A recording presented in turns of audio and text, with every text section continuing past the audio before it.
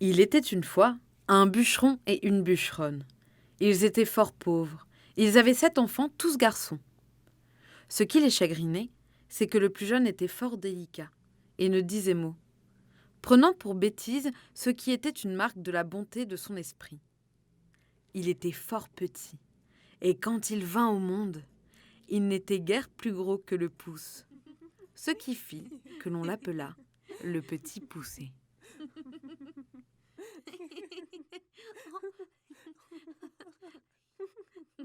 Une année terrible. La famine fut si grande que ces pauvres gens prirent la décision affreuse d'abandonner leurs enfants dans la forêt. Ça me déchire le cœur. Mais je ne peux me résoudre à voir nos enfants mourir de faim devant nos yeux. Nous irons les perdre demain dans la forêt, Dit le père. La mère ne répondit pas et tomba en sanglots. Le petit poucet avait entendu toute la conversation, car il s'était caché sous la chaise de son père. Il ne dormit pas de la nuit. Il se retourna dans sa couette jusqu'au petit matin. Puis il eut une idée.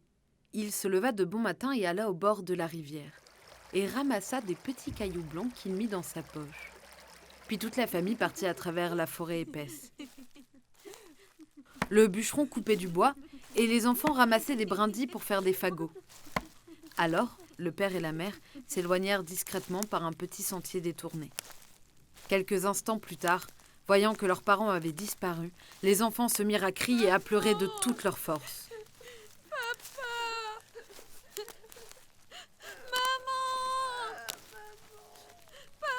Tous, sauf le petit poucet, car en marchant, il avait pris soin de laisser tomber de sa poche les petits cailloux blancs qu'il avait ramassés de bon matin. « Ne craignez rien, mes frères, je vais vous ramener à la maison, venez !» Ils suivirent tous les petits cailloux blancs et arrivèrent ainsi jusqu'à leur maison. Et les parents furent heureux de revoir leurs enfants. Mais malheureusement, la famine perdurait et quelques jours plus tard, ils se décidèrent de les abandonner à nouveau. Ce matin-là, les parents avaient l'air si tristes que le petit poucet comprit ce qui se passait. N'ayant pas le temps d'aller chercher les petits cailloux, car la porte de maison était fermée à clé, il garda le morceau de pain de son petit déjeuner et le mit dans sa poche. Le père et la mère les menèrent dans l'endroit de la forêt le plus épais et le plus obscur. Puis, ils disparurent. Le petit poucet pensait retrouver son chemin aisément grâce aux petits morceaux de pain qu'il avait semés sur son passage. Mais malheureusement, les oiseaux avaient tout mangé. Il ne restait plus que quelques plumes toutes douces laissées par les oiseaux. La nuit vint. Ils avaient marché pendant des heures, en s'égarant de plus en plus dans la forêt. Alors, le petit poucet grimpa en haut d'un arbre et scruta l'horizon, et vit au loin une petite lueur. Avec ses frères, ils se dirigèrent dans la direction de cette lumière. Quelques instants plus tard, ils arrivèrent devant une grande et vieille maison toute en bois. Ils frappèrent à la porte. Et la porte s'ouvrit. « Bonjour, nous nous sommes perdus dans la forêt et nous aimerions passer la nuit chez vous, s'il vous plaît. » Mes pauvres enfants, savez-vous que vous êtes dans la maison de l'ogre ? Et les petits enfants comme vous, ils les mangent. Le petit poucet répondit. « Si nous restons dans la forêt, de toute façon, les loups nous mangeront cette nuit. » Alors, la femme de l'ogre fit entrer les enfants dans la maison et les cacha. Soudain, 3 coups retentirent dans la maison. C'était l'ogre qui revenait. « Ça sent la chair fraîche ici !» cria-t-il. « Que me caches-tu, femme ?»« Mais rien !» répondit la femme. « Vous mentez ! Qu'est-ce que vous me cachez ?» Alors, l'ogre courut dans toute la maison, reniflant chaque pièce et malheureusement, il tomba sur les 7 petits enfants. « Voilà de bons morceaux que je vais déguster avec une bonne sauce. Je vous ai préparé un veau, 2 moutons et la moitié d'un cochon. Vous aurez bien assez de temps de manger les enfants demain. » Tu as raison. Donne-leur quelque nourriture à grignoter, afin qu'ils ne maigrissent pas, et va les coucher. Après le repas, elle les emmena dans la chambre des 7 filles de l'ogre. Il y avait 2 grands lits dans cette pièce immense. les petites filles dormaient déjà paisiblement dans un des 2 lits. Elles portaient toute une couronne sur la tête. Oui, même pour dormir. Les enfants se couchèrent donc dans l'autre lit, qui était juste à côté. Petit Poucet ne ferma pas les yeux tout de suite. Il réfléchissait. Alors, pendant que l'ogre buvait des litres de vin rouge, le Petit Poucet retira délicatement les couronnes et les remplaça par les bonnets de ses frères. Ensuite, il disposa les couronnes sur la tête de ses frères et fit semblant de s'endormir. L'ogre, ayant fini de manger, monta alors dans la chambre et dit « Je vais leur couper la tête dès ce soir.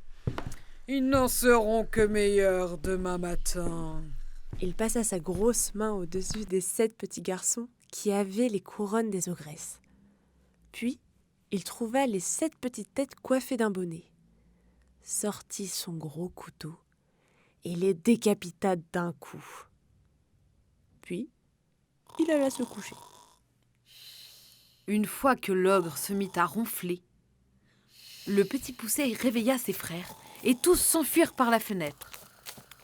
Lorsque l'ogre se réveilla, il se dirigea vers la chambre, prêt à déguster les petits enfants. Et lorsqu'il vit qu'il avait coupé la tête de ses filles, il fut pris d'une immense colère. « Donne-moi mes bottes de 7 lieues !» cria-t-il à sa femme. Il chaussa alors ses bottes de 7 lieues qui lui permettaient de traverser les pays à la vitesse de l'éclair et partit à la recherche des 7 petits garçons. L'ogre courait de montagne en montagne. Il traversait les rivières aussi aisément qu'un simple ruisseau.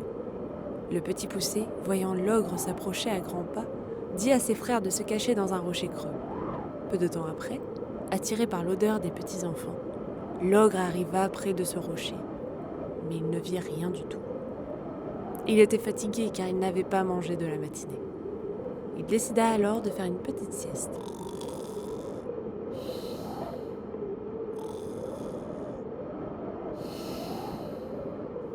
Tout doucement, le Petit Poucet en profita pour s'emparer de ses bottes et fila vers la maison de l'ogre, pendant que les frères rentraient chez leurs parents. Grâce aux bottes de 7 lieues, il arriva à destination en très peu de temps. Il y trouva la femme de l'ogre qui pleurait la perte de ses filles. « Votre mari est en grand danger. Il a été pris par une troupe de voleurs qui ont juré de le tuer s'il ne leur donne pas tout son or. Il m'a donné ses bottes de 7 lieues afin de vous avertir. » La bonne femme, fort effrayée, lui donna aussitôt tout ce qu'elle avait. Le Petit Poucet, chargé de toutes les richesses de l'ogre, alla retrouver ses frères et rentra au logis de ses parents. Ils purent tous ainsi avoir enfin une vie paisible et tranquille, sans jamais manquer de rien. Moralité. On ne s'afflige point d'avoir beaucoup d'enfants quand ils sont tous beaux, bien faits et bien grands, et d'un extérieur qui brille. Mais si l'un d'eux est faible ou ne dit mot, on le méprise, on le raille, on le pille. Quelquefois, cependant, c'est le petit marmot qui fera le bonheur de toute la famille.